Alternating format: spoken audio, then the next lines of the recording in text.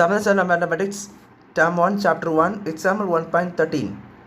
Chitra has rupees 150. She wanted to buy a bag which cost rupees 225. How much money does she need to borrow from her friend? So பாருங்க, சித்ரான்னு சொல்லக்கூடியவங்க 150 ரூபா வச்சுருக்காங்க.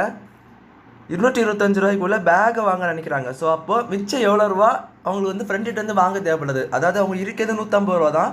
But இருக்கக்கூடிய பேக்கோடைய cost பார்த்தீங்கன்னா 225. அதிகமான cost பார்த்தீங்கன்னா 150 ரூபாவோடைய அதிகம், 225ன்னு சொல்லக்கூடியது.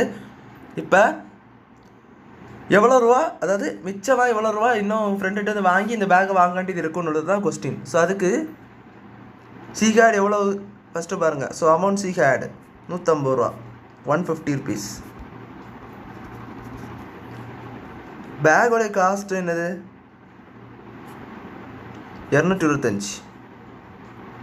இப்போது ரெண்டத்தை நீங்கள் வந்து பாரோட் அமௌண்ட்டு கண்டுபிடிக்கணும். அதாவது இதுலேருந்து எது பாரோட் அமௌண்ட்டும் கண்டுபிடிக்கணும், எவ்வளோ பாரோட் அமௌண்ட். ஸோ அதுக்கு பெரிய நம்பரில் சின்ன நம்பர் கழிக்கணும். ஸோ அப்போது amount to be borrowed,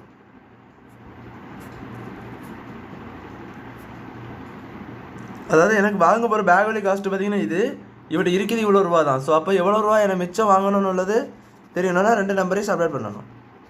so அது பார்த்தீங்கன்னா உங்களுக்கு வந்து இங்கே பாருங்கள் 225, 150 கேரி ஓவர் எடுக்கணும். பாரோ எடுத்திங்கன்னா 12, இது 1000, இது 75 வருது. ஸோ அப்போ இதோட ஆன்சர் பார்த்தீங்கன்னா 75. அப்போது லாஸ்ட் என்ன பார்த்தீங்கன்னா rupees 75 has to be borrow. இவ்வளோ அமௌண்ட் அவங்க என்ன செய்யணும், அவங்க ஃப்ரெண்ட்கிட்ட வந்து வாங்கணும். 75 ரூபா வாங்கினா தான் அந்த பேக் அவங்களால என்ன செய்ய முடியும்னா வாங்க முடியும். எனக்கு இவருக்கு வெறுமே அவங்ககிட்ட இருக்கிறது பார்த்தீங்கன்னா 150 ரூபா தான். அந்த பேக் பார்த்தீங்கன்னா 225 ரூபா. ஸோ அப்போ 75 ரூபா வாங்கினா தான் அந்த பேக் அவங்களால வாங்க முடியும். ஸோ அவ்வளோதான் அந்த சம் புரிஞ்சுக்கணும்னு நினைக்கிறேன். தேங்க்யூ.